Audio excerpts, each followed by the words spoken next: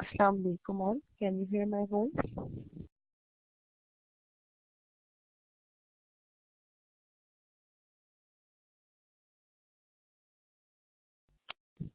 Can you hear me?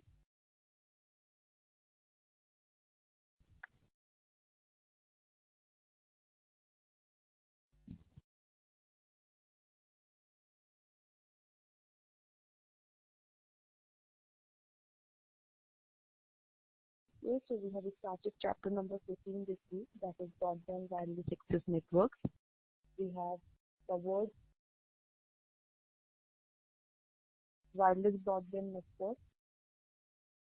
Then we have seen basic principles in which we have outdoor propagation, different characteristics, then isotropic propagation, non-isotropic propagation, and now we have fixed wireless network. So a fixed broadband wireless access network is basically used to reach the subscribers by wireless medium. So it is point to multi-point network architecture, as you can see in this figure. And broadband information comprises of video. It consists of voice and data that is multiplexed at broadband wireless access network service provider head end and is carried over wide area network or metropolitan area network from base station, from where it is transmitted to subscriber premises. So we have typical residence and small office, home office, that is SOHO. Subscribers are there, and the signal at the subscriber premises is up and down, which is converted by transceiver to the baseband signals. And here we have NIU, that is network interface unit, which serves the same function as the NIU that we have seen in the cable modem system, and it is the demarcation point between the access network and the subscriber distribution network, that is SDE. So at CPE, the network comprises of analog TV and digital network components. The NIU interfaces with either a subscriber station, that is SS, or a wireless modem, that is WM, both of which output Ethernet protocol to CPE distribution network.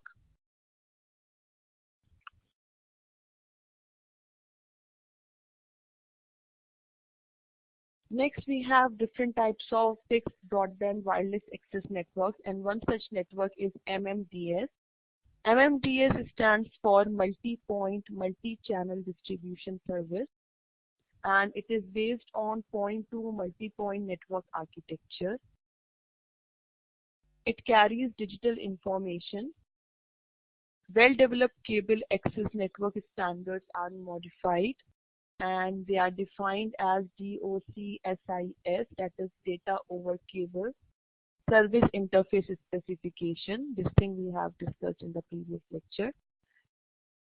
So an MMDS broadband system that you can see over here, it consists of head end, which is the base station, antennas at the head end and at the SS, and transceivers that convert the baseband signal to the microwave signal, and the cable modem at the subscriber, and that converts DOCSIS protocol to Ethernet protocol for CPE distribution network. So here the implementation is using cable modem equipment at both the ends.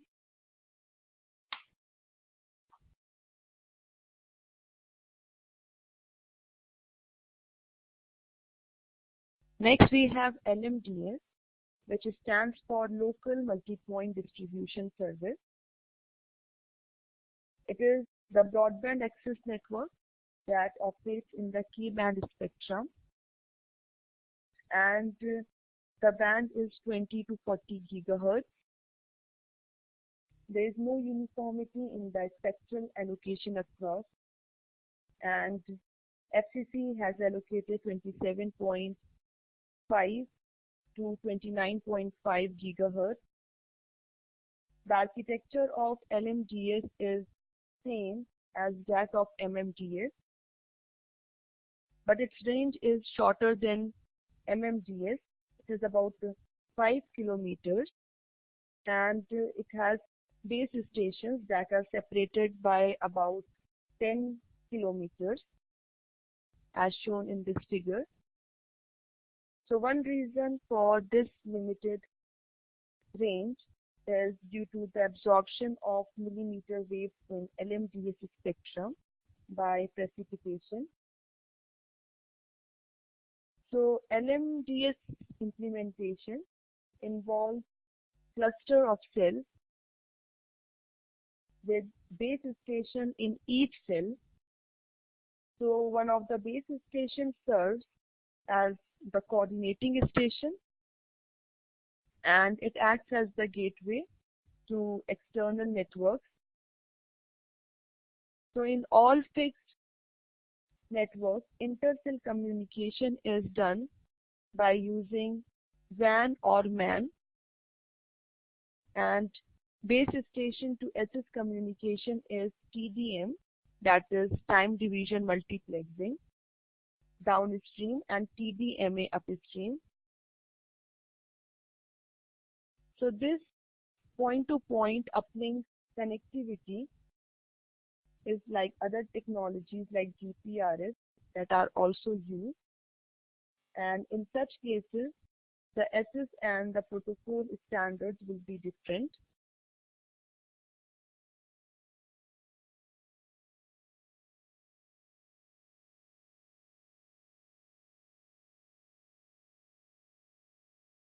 So we have LMDS and MMDS that have adapted DOC-SIS standards from the cable model.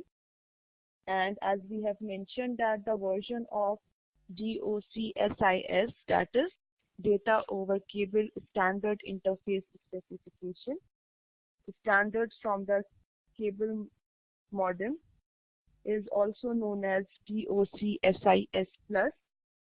So the management of MMDS and LMDS in these cases can be seen as wireless medium which replaces HFC medium. HFC is hybrid fiber coaxial cable network, and at the head end CMTS is replaced with WMTS and CM is replaced with a WM.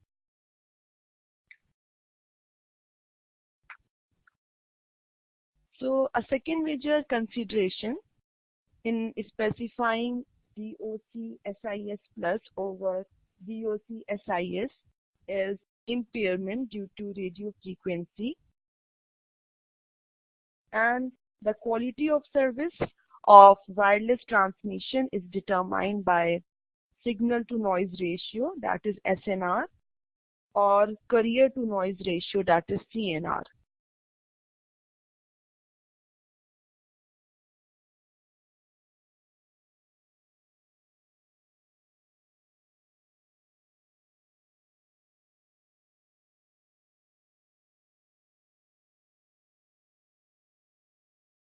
Now for downstream performance, CNR in a cable downstream channel should not be less than 35 decibels, while the typical multipath should not be greater than 1.5, and the upstream performance of signal to noise ratio in the cable should be less than 25 decibels.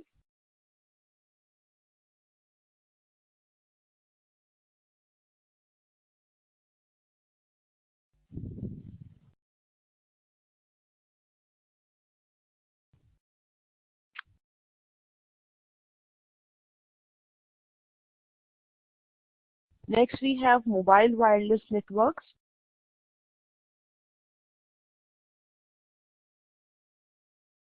So the wired part of the topology for a cellular mobile network is similar to fixed wireless systems. The topology and the characteristics of a wireless segment are very different. Even though today's wireless technology for cellular mobile system is digital, it is an extension of voice-based analog system. The 2G technology, GSM, is primarily used for voice transmission and is essentially circuit switch network. So there are many ways to structure the cells in cellular mobile networks. They are all based on the adjacent cells that transmit at different carrier frequencies.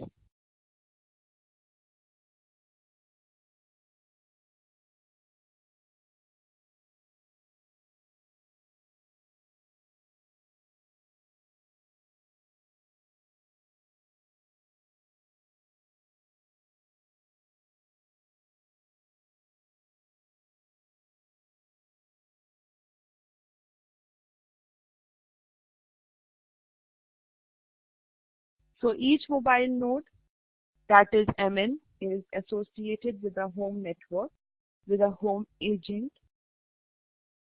It communicates with foreign nodes, that is FN, each with its own foreign agent, through the internet that can be seen in this figure.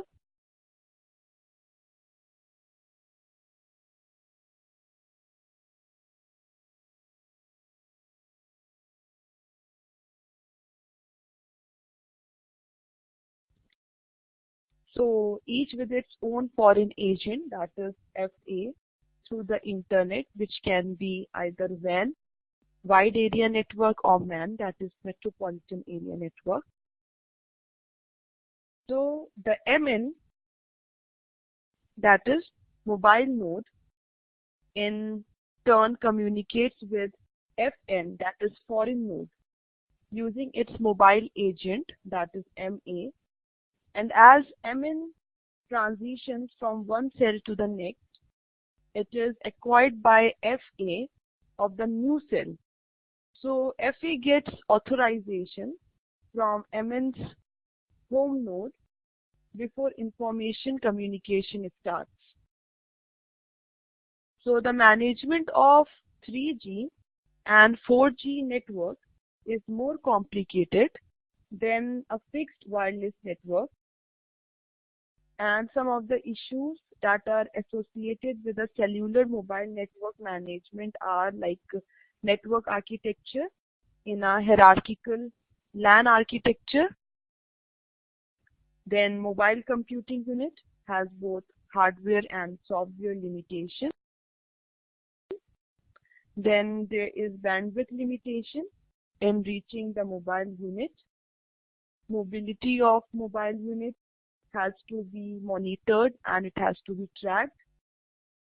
Location of mobile unit has to be monitored and tracked.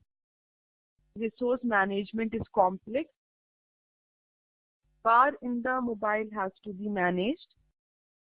Security and privacy management need to be assured, and the broadband QoS needs to be achieved.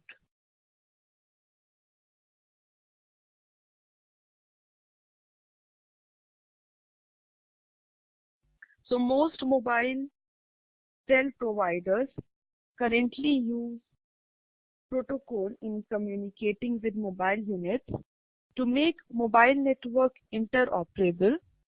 So we have IETF that has defined mobile IP, and the functioning of mobile IP is analogous to the functioning of call forwarding in telephony. So the home telephone with a home telephone network forwards an incoming call to another telephone number that is entered in the home telephone. And in mobile network, telephone numbers are separated by the IP addresses, and the mobile IP is not stationary. So there is a difference from nomadic unit such as portable PC. So the local unit is assigned a temporary IP address by the local controller, which can be a wireless access point or it can be an Ethernet hub.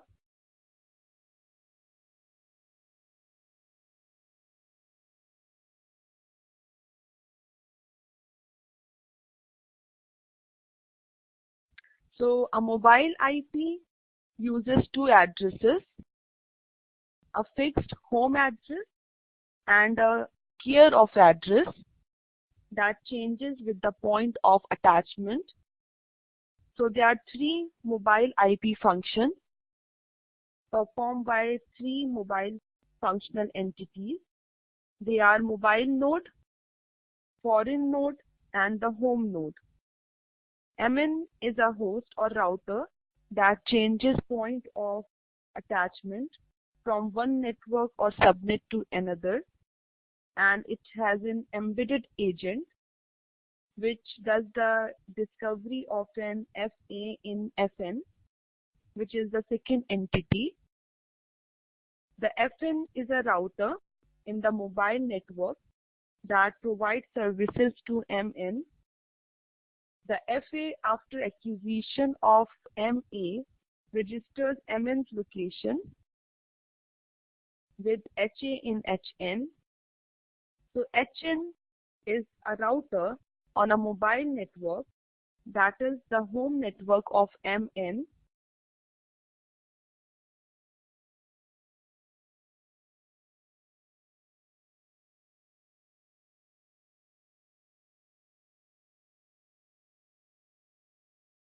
Now in this figure, we can see the discovery and registration functions. So the MN discovers the FA and its care of address by the advertisement of FA, and MN can also discover by its own solicitation. So MN registers FA with HA. Now information flow between HA and FA occurs through the tunneling process, and this can be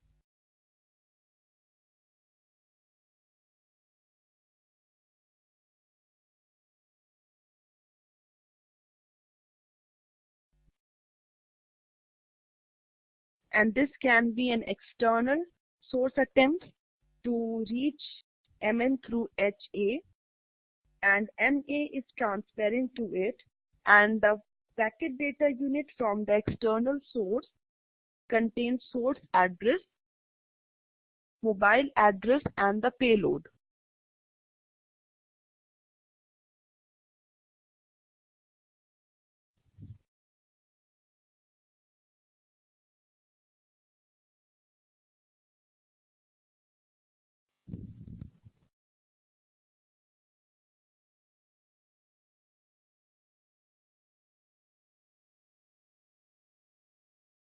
Here we see the tunneling in a mobile system where the protocol number in the header has 4 indicates to higher level that the next header is an IP header with full encapsulation, and 55 indicates the minimal encapsulation. So we have an external source and we have a mobile node. From external source, we move over to home agent.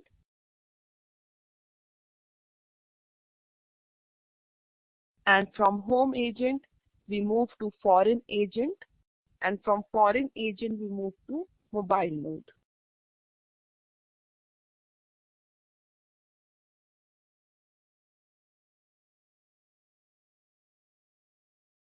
So here we have SNMP management to mobile IP. So the third generation mobile network, 3G and beyond, are required to transmit voice, video, and data under the specifications of Universal Mobile Communication System, and it was developed by third generation partnership project 3GPP. So the power management involves multiple components. It includes power control, power saving mechanisms, energy efficiency, and radio resource management. So we have power control that deals with mechanisms to dynamically control transmitter power to reduce interference, power saving mechanisms and energy efficient design extend the life, and radio resource management optimizes transmission by selecting the best spectral components.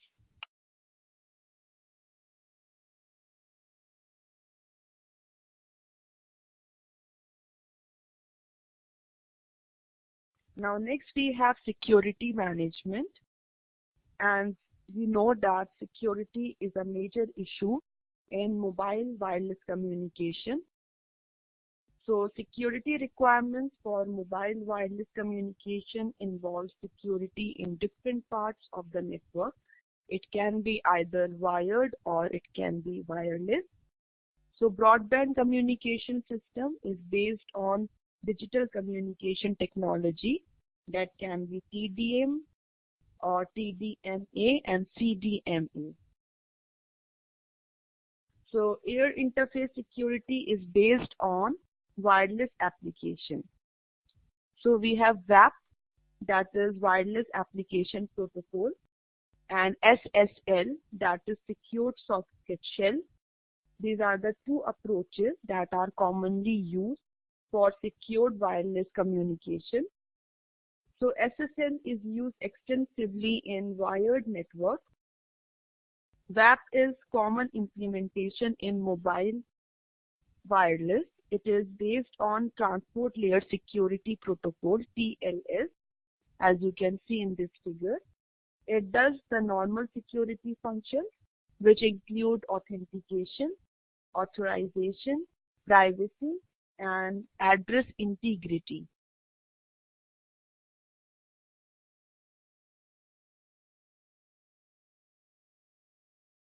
So in this figure, we can see the WAP architecture. The MN is connected to the WAP gateway through a network operator control and a remote access server. The security protocol used is wireless TLS, that is WTLS. The TLS protocol is used between WAP gateway and remote server that the mobile subscriber is trying to access. And most security failures happen in that transition between the two. So robust security can be achieved by careful design and implementation of WAP gateway using available security tools. So WTLS can be implemented for wireless of link, and SSL could be implemented between WAP gateway and the remote server. So in this case, the WAP gateway module has to perform decryption and encryption as well as protocol conversion.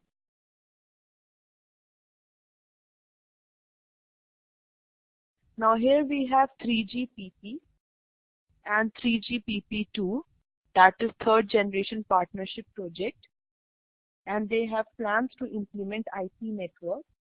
So under this situation, open standard SNMP v3, which has built-in security, will be used for mobile network management.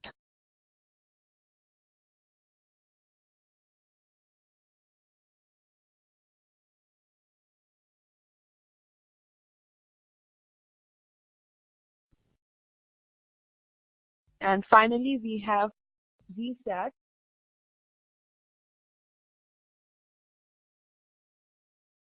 So the satellite communication is currently not ideally suited for broadband communication. It is emerging as one in a limited manner. So VSAT is a popular implementation of direct transmission to home, that is DTH, satellite access network. And some reasons for the revival of DTH is easy implementation. It is a small and highly directional antenna, and video compression technique is used. It is used as a backup link for communication by industrial organizations, as well as to set up communication to rural and inaccessible areas such as mountainous regions. So VSAT components include ODU, outdoor unit. It consists of a powerful amplifier and an up converter feeding into the antenna, and low noise block down converter which receives signals from the antenna. The signal traverses at intermediate frequency over the coaxial cable between the ODU and the IDU. IDU is indoor unit. So indoor unit includes components like modulator, demodulator, that is modem, frequency synthesizer, and encoder and decoder. So the normal interface to the customer network is Ethernet. So standards are emerging in DTH. We have DVB, that is digital video broadcast, and it is used for downstream broadcast. So VSAT basically uses geostationary Earth orbit, and it appears stationary for the ground station. So the signal undergoes frequency conversion and amplification or regeneration in the satellite. So VSAT suffers from end-to-end round-trip delay, and this is due to attenuation from one terminal to another and back. And here we have proxy agent for management and the later models with SNMP agent. So NMS is usually located at the hub and the monitor, the hub and nodal site equipment, and management data are acquired over satellite link, sharing bandwidth with the payload. So this is all in chapter number 14.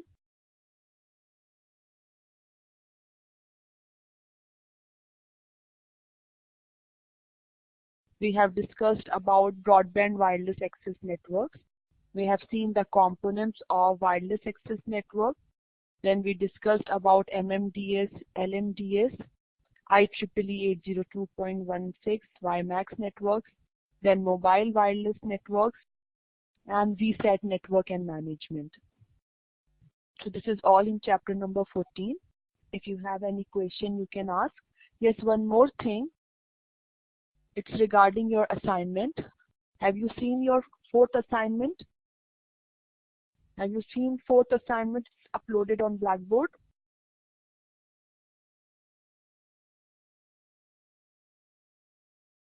Not yet? Yes? Okay. So if you have seen that assignment, there are 5 questions in that assignment. Now, out of those 5 questions, you have to attempt any 4. Any 4 you have to attempt. So there's a choice.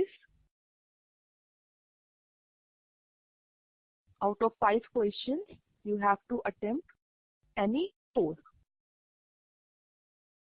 So that's all. Inshallah, next week we will be discussing chapter number any 4 out of 5 years. So inshallah, next week we will discuss chapter number 15. And the last chapter is chapter number 16. So we will meet in next face-to-face lecture. Till then, take care all of you. Assalamu alaikum.